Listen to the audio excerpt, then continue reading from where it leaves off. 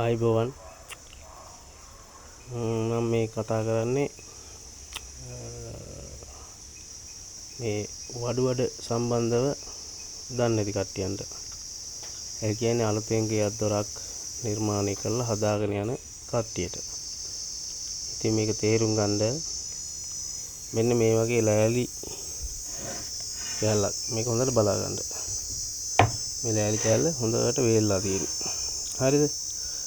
මේ ලෑල්ලක් වේලෙන්න සෑහෙන කාලයක් යනවා. ගහෙන් කපලා අරගෙන සෑහෙන කාලයක් යනවා.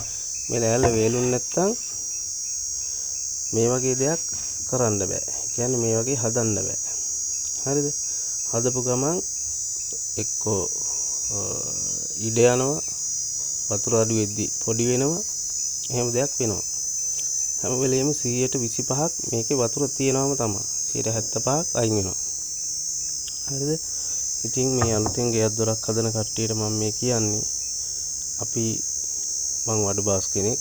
ඒ වගේ මේසෙන් බාස්ලත් ඉන්නවා. ඉතින් වඩුඩ මේසෙන් වැඩ කියන්නේ මේ ලංකාවේ තියෙන හොඳම රස්සා දෙකක්. ඒ කියන්නේ මේ ලංකාවේ පැවැත්ම. අපි ගෙයක් දොරක් හදලා ලස්සන කරලා දෙන ඒ වගේ ලස්සන ගේක තමයි ඔය කට්ටිය පදිංචිලා ඉන්නේ අන්තිමට. අපි මුදලක් වශයෙන් අපි ගන්නවා තමයි.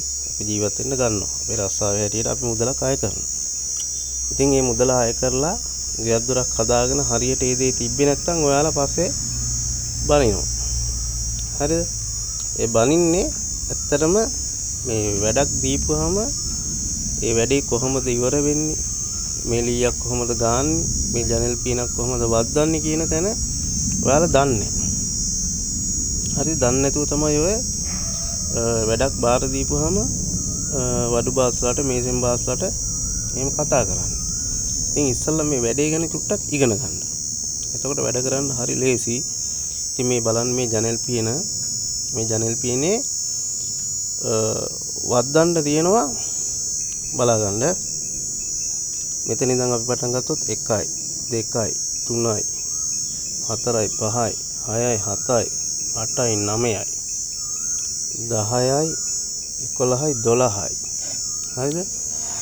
12යි 13යි 14යි 15යි 16යි 17යි 18යි 19යි 20ක් තියෙනවා.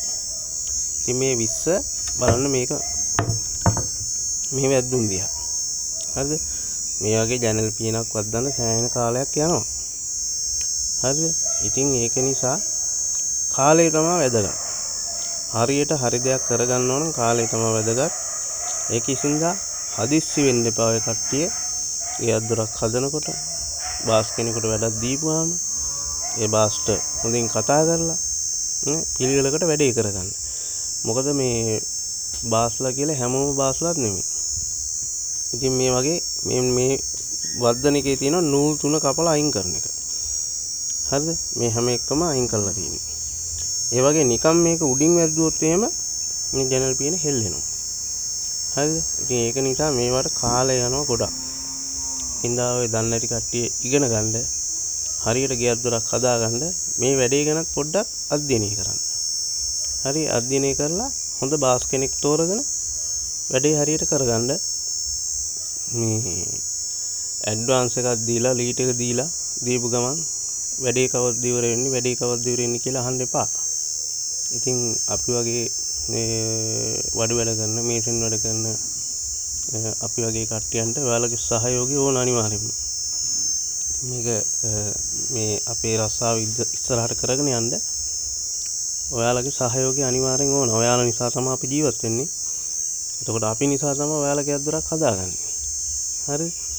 ඒක නිසා මේ දන්නේ නැති කට්ටියන්ට මම මේ කියන්නේ දන්නේ නැති කට්ටියට වරදවා තේරුම් ගන්න එපා. වැඩක් කරගන්නකොට හරියට බලලා හරි දේ තෝරලා හරි විදිහට කරගන්න. ඒකින්ද හදිස්සි කරගන්න එපා. හදිස්සි කරගත්තොත් ඔයාලා ලක්ෂ 2ක් වේදම් කරුවා නම් ලක්ෂ 5ක් වේදම් කරුවා නම් ඒ වගේ ප්‍රතිඵල හදිස්සිය කරන්න ගියොත් නෑ. ඒක නිසා හැම පැත්තක්ම හරියට හරි දේ තෝරගෙන හරි දෙයක් කරගන්න ඔයාලා ඉගෙන ගන්න මේවා ටිකක්. කරන්න කියන්නේ මේවා.